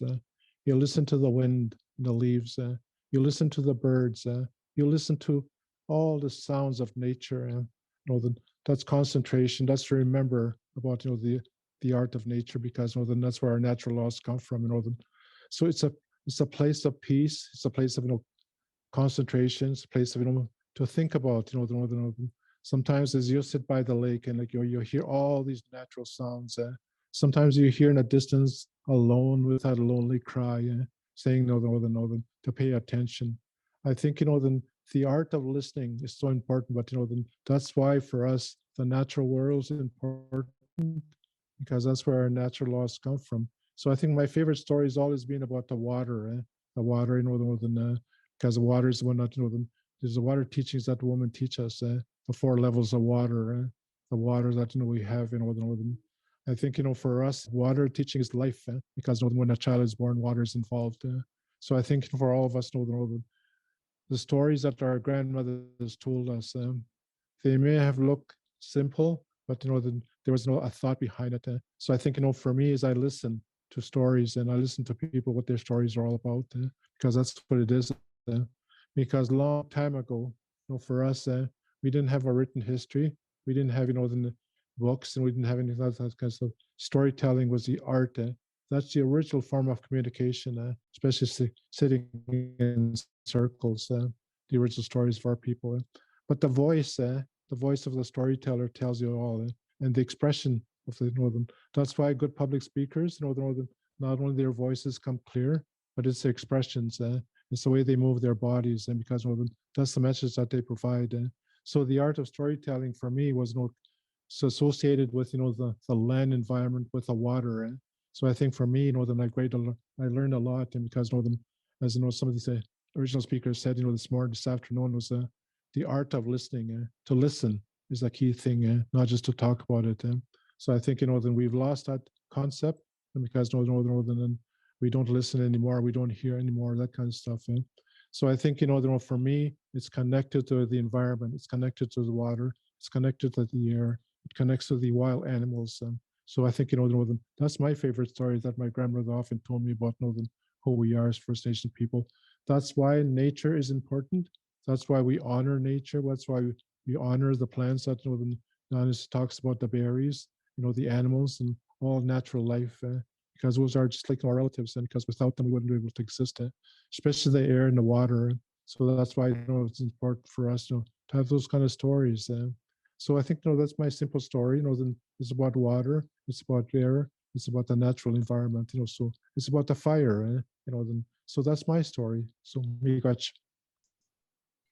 Oh, wow, that's right on time there, Harry. Thank you very much, Miigwech. Reid? Yeah, in my introduction, I said I was going to speak a little bit about how what our relations were like with our First Nations cousins, and I think we get into that. So I just want to talk a little about that first. The Métis were, they had river lots, they had permanent farms, but we learned how to take care of the land from our grandmothers. We learned the buffalo hunt from our grandmothers. We learned that you don't take anything from the land without giving it back. So I just want to talk about that a little bit. And that's how we learned to live with the land and to live sustainably. My story growing up, my family were horse people. And I'll tell you one thing, raising horses is not sustainable. They're super expensive. So that's what I grew up with. That's a little bit of a joke, but I grew up with horses. We weren't necessarily buffalo hunters, but we always grew up with a strong understanding of the animals and the environment. And I do want to talk a little bit about growing up in my grandparents' homestead, because that was kind of like going back in time. So I wrote a little story about that. So I grew up on my grandparents' homestead. In the summers, my cousins would come and make the long trek from Alberta to spend the summer with myself on the Bouvier homestead, just outside Santa Clara, Boggy Creek, Manitoba. It used to be a school that my grandfather bought and converted into a home. The home they first lived in was a one-room shack that was later converted into a garage when my grandpa built the house. Spending time there was very much like going back in time. My grandparents hardly bought anything. And that's disappointing when you're a little kid and you want ice cream or a treat. But awesome thing about that is grandma could even make her own ice cream. Everything was harvested or grown on the homestead. When they did buy it, everything was kept and recycled. I even remember leftover spools were kept on a string and hung on the walls. My grandma didn't throw anything out. So when we moved them to town, it was a monstrous task. Any kind of material was chopped into pieces and used for quilts. Everything, including some unsavory looking meats, were canned. They grew and harvested everything except kubasah because grandpa liked to slice off a chunk of kubasah when we went to town. We fished and we butchered chickens. Grandma had a massive garden until she moved to town a few years back. They picked Seneca root, which would be used as a common elixir for earaches, sore throats, and it was put into a tea. My grandparents didn't follow the buffalo herds, but my family has always followed the work. My grandpa worked in the bush, he operated equipment, he built highways and dams, he operated a grader in his later years. My grandma worked at the local hotel when her kids were young and they needed extra money. They were working class. They needed very little to be happy. But they mostly were happy, except when we were butchering chickens. But those are my memories of growing up, not needing a lot to be happy and making the most of what you had. And so with that, I think I'll end my story. Thank you very much, Reid. Joe, turning it over to you.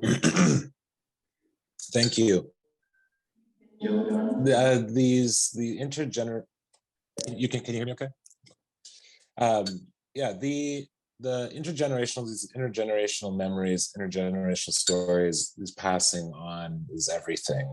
I remember at a point talking with my uncle who took over the family farm.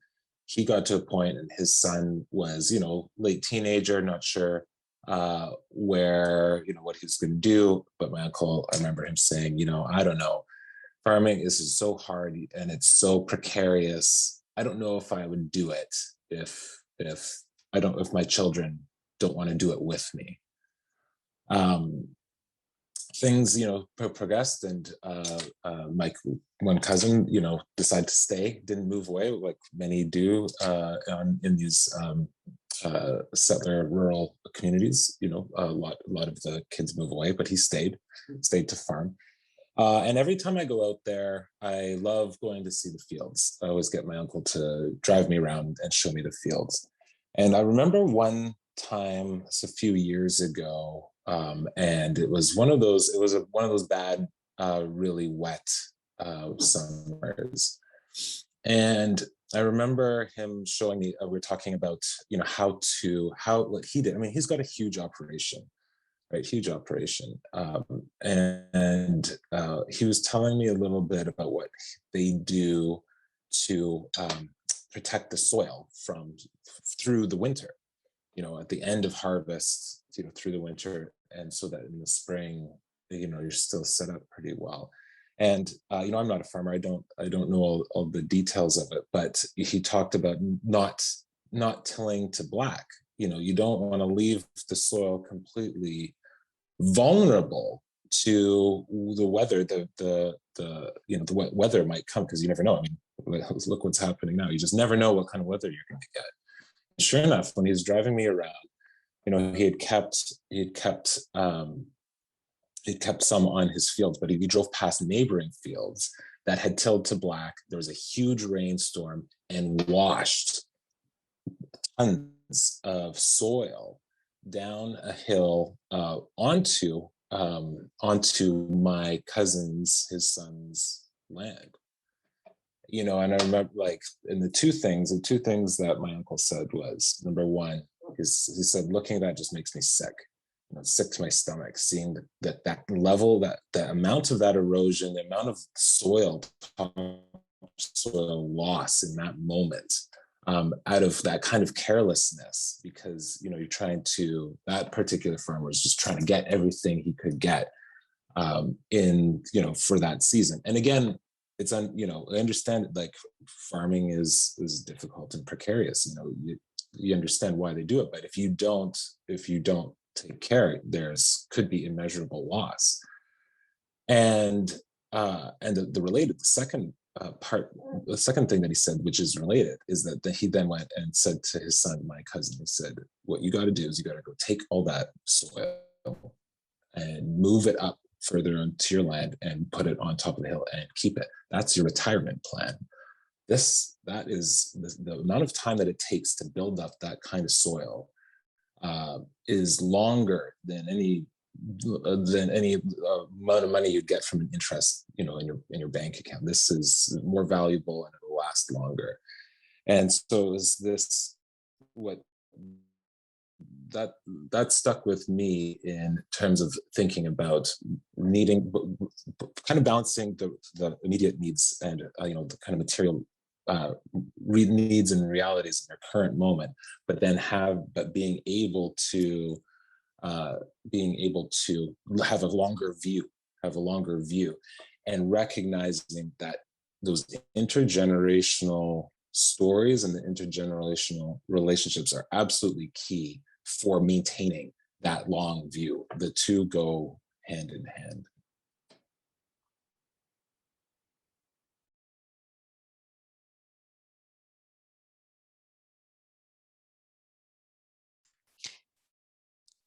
And Monica, can you unmute?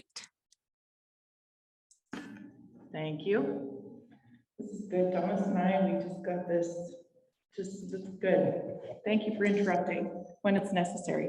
And whoever genius put this stool here when you were thinking it was for the flowers, no. It was for me. Thank you. So I can get back and forth easily. There's quite a few teachers actually in our audience here. And there's a question that came in from a teacher specific to some of the Indigenous kids in our schools. And I'm going to direct this question to Dawnis because she has a history with education that I think would be great for some of us teachers to hear. And when we think of Indigenous kids in the provincial data that's out there, we notice that there's quite a discrepancy. And I know the teachers who are here have expressed to me that that's something that they would like to make a difference in, that they would like to change in some way if they can. So if you can speak to that at all, Dawnis, that would be where we'll get back to stories about the land, but I want to honor the teachers who are here who have that question. Sure. Let's see, I'll put this spotlight on me. And thank you for the question.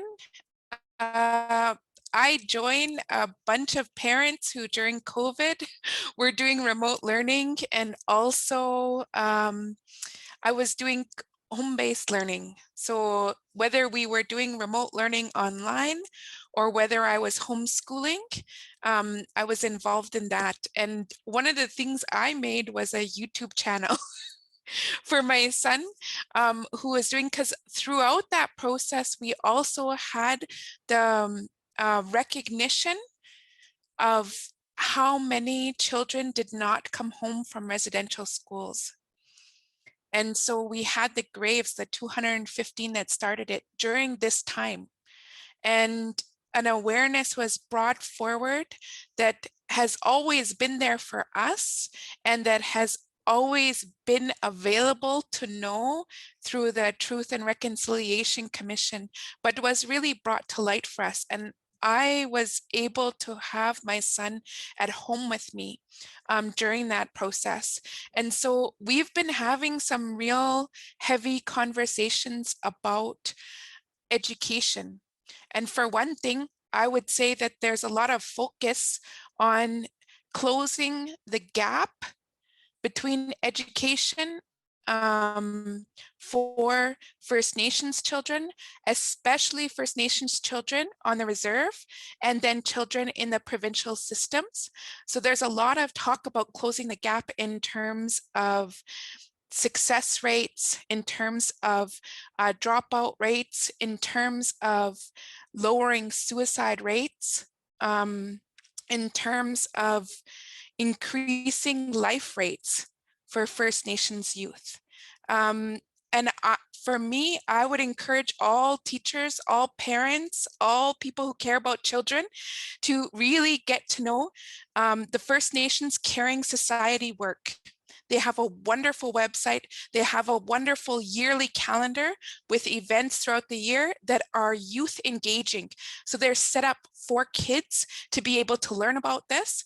And they have been working in courts to be able to not only close the gap on success markers, but to close the gap on the funding that's put in and invested, because for First Nations youth, there is less than half, and in some cases, even less than that, invested in every First Nations youth as compared to other youth in provincial systems throughout Canada.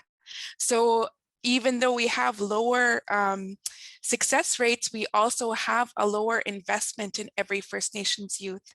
And I know from my community, that means that Indian Act doesn't provide the amount of money that is equivalent to the provincial investment in youth for First Nations children.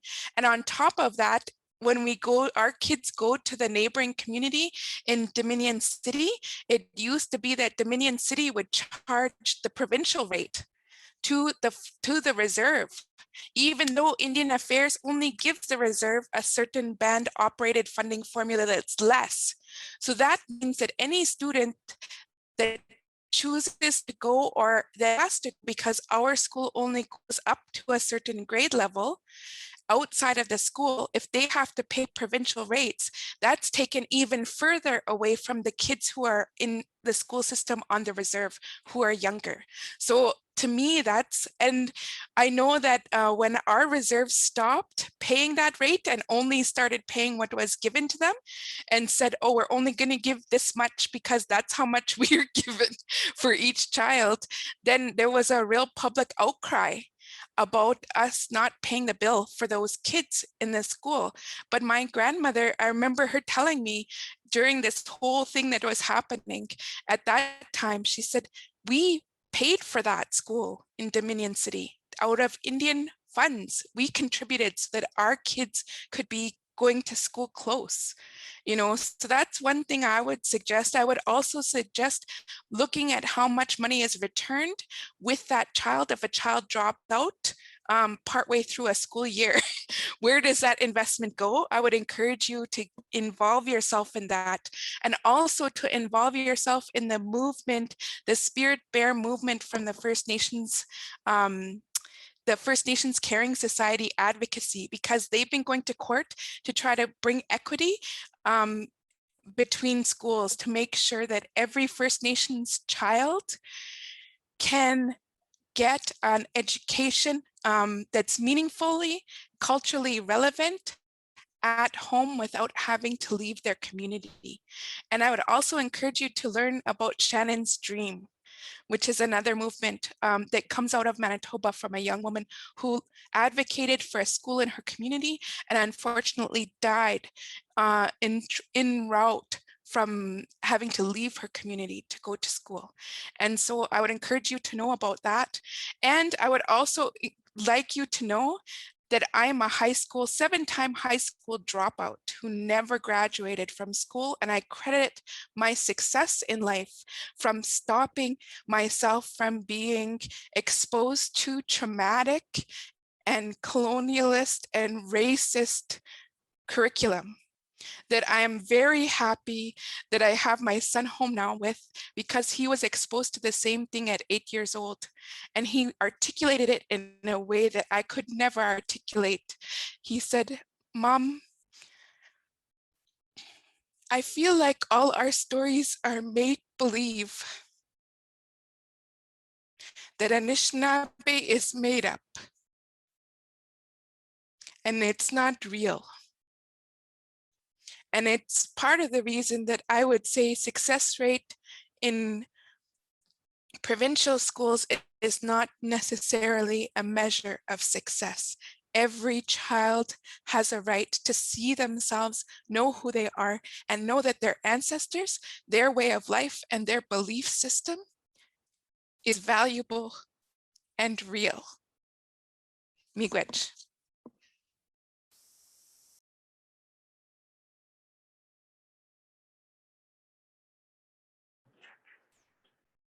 We just got a round of applause for that, Dawnis. It hit some. So, and for those of you, for those teachers who know what Jordan's principle is, the First Nations Caring Society is Cindy Blackstock's organization, and she's the one that's done all the work around Jordan's principle. Right, Dawnis? Did I get that right? She and Spirit Bear. Okay. Yes, thank you. Thank you. Do you have another question, Fred? Well, I've got a question here for Reid. It's vague, but it's got two key words. It makes mention, it said, Reid, you talked about the idea of dispossession, and you also mentioned script. What do those two words mean for Métis? I'm going to add a little bit of my take on it. What do those two words mean for Métis then, now, and tomorrow? Wow, that's a tough one, but Yeah, that's a tough question. I think historically, the idea of script is kind of the link to the land, to the Manitoba Act, which we didn't have a number treaty. Like, we didn't sign onto Treaty 1 territory. But when we recall now in present day, sort of our historical document, we refer to the stipulation from the Manitoba Act, which granted, I believe it was 1.4 million acres of land to the heads of family of the Métis. So, although many of us never got to see those parcels of land, either whether we were removed from by legislation or by the point of the bayonet, we now get to recognize our citizenship and our Métis identity. We are now a fiduciary responsibility of the federal government. We are now an Indigenous nation because of that stipulation in the Manitoba Act.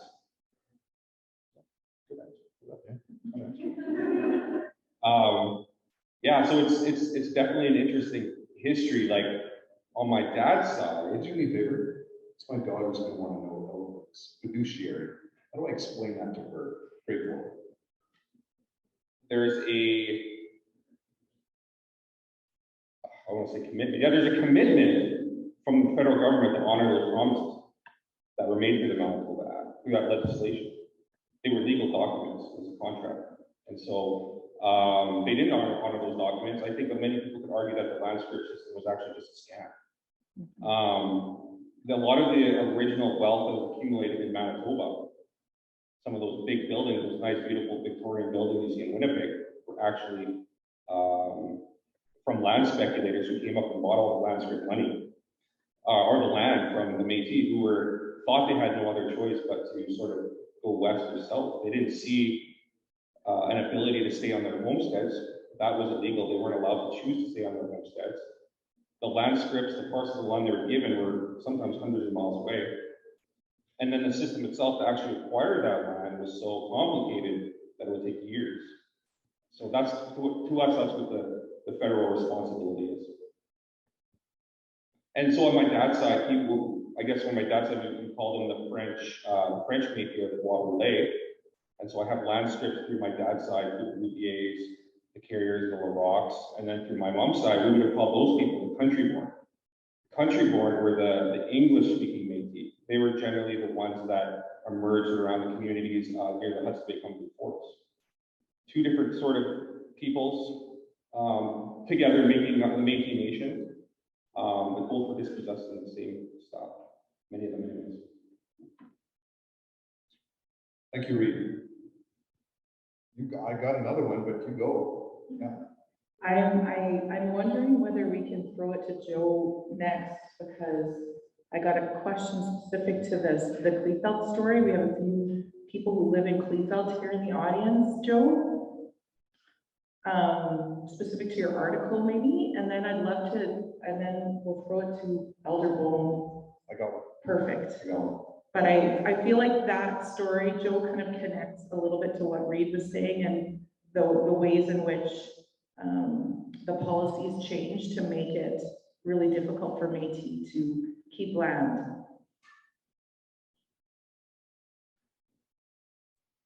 Sorry, can you repeat? Yeah, I probably wasn't looking at the owl. Just the first sentence. Yeah.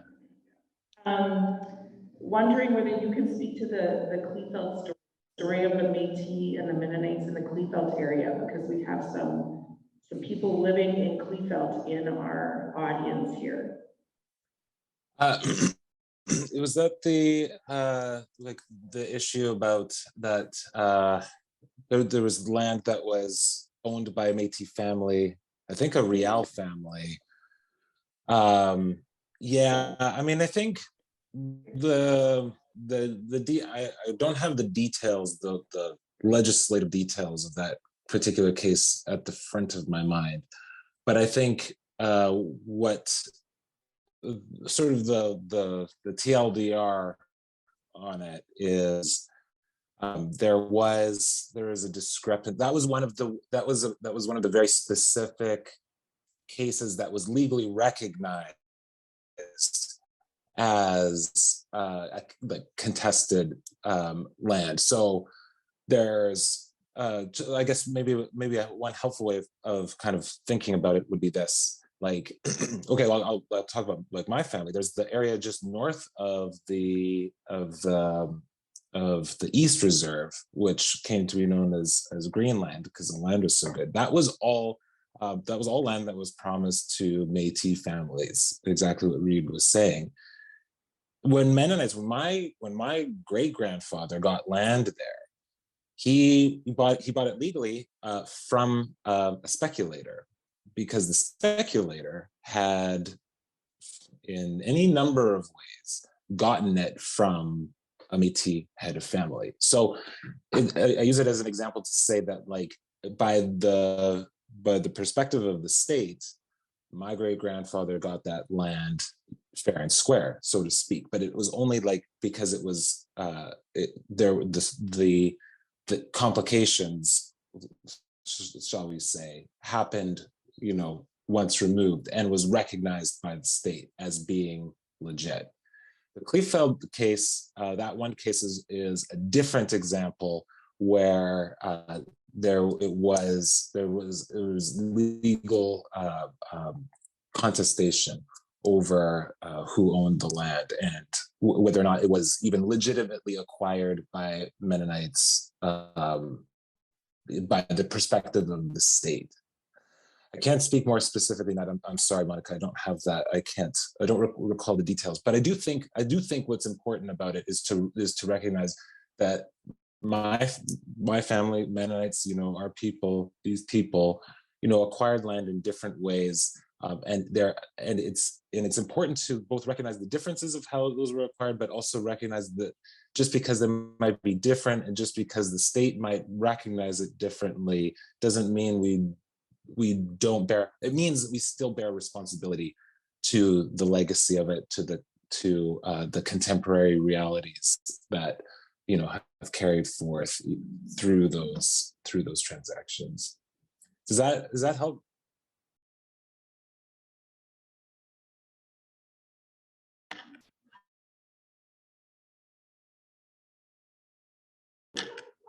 Didn't quite unmute. Thanks, Joe. Good to go now? Yeah, good to go now, Brett. Just going to practice. There we go. Short and sweet. I like it. So it leaves me a little bit of room to contextualize.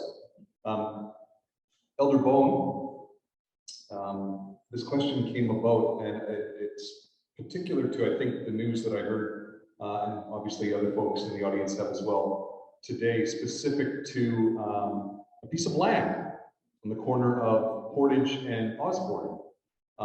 It was released today on the news that the Hudson Bay building itself is going to become returned to the possession of First Nation people.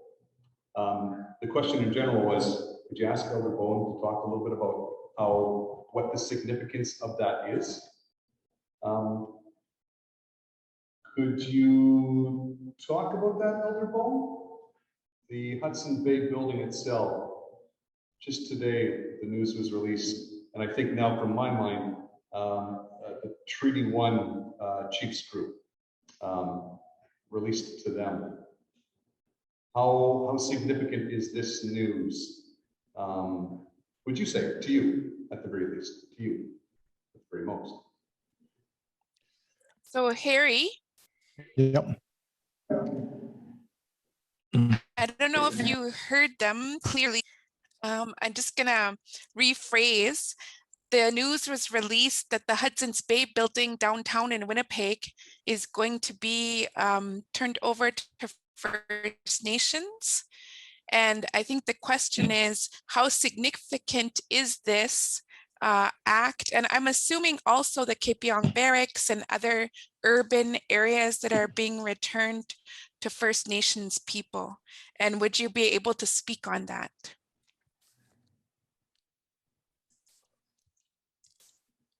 Yes, I think that's a very important observation, important question. The brief background is that before Canada became a country, before the provinces were here, we had a very strong relationship with the Hudson Bay Company, called, the Rupert's Land here. There was a supply and demand. We were the suppliers, there was a demand for fur. So the relationship was pretty established. So when Canada became a country, then of course, the Hudson Bay claimed to have the land that they have now here at Rupert's Land. So when they transferred the land over to the federal government by the Hudson Bay Company, there was a reaction by the First Nations people because they said, well, you don't own the land. You didn't make treaties with us, that kind of stuff.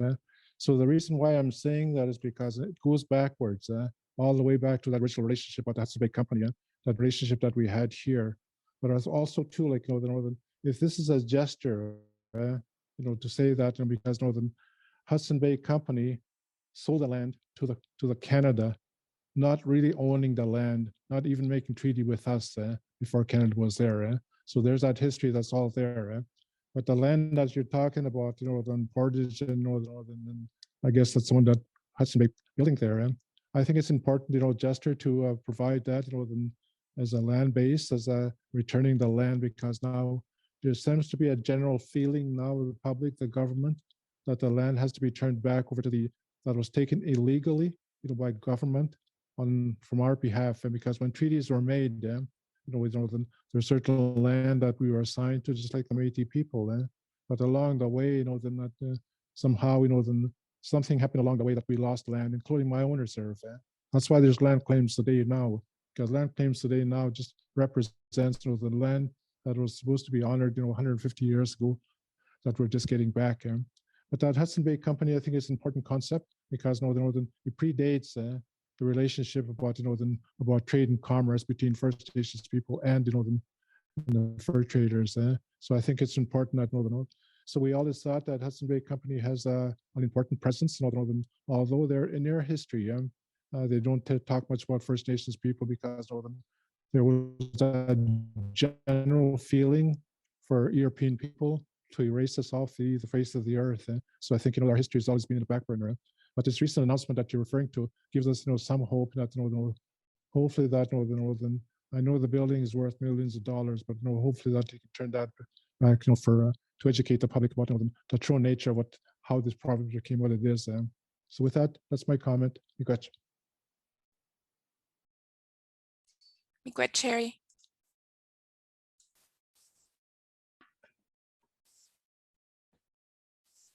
And with that, I think we'll end our evening together.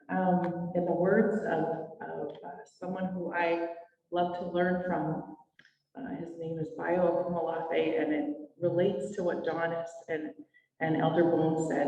Bayo Kumalafe says, the times are urgent, let us slow down. And I think of what Elder Bone talked about listening. And I think if you're listening, you have a quiet spirit, right? You have a quiet spirit and you're paying attention. You're not moving quickly. You're not trying to fix all kinds of problems. You're paying attention. And to Dawnis' story about the strawberries and the ways in which she learned to pick strawberries from her kukum. Kukum? Yeah. There was a slowing down there. There wasn't an urgency to pick them all.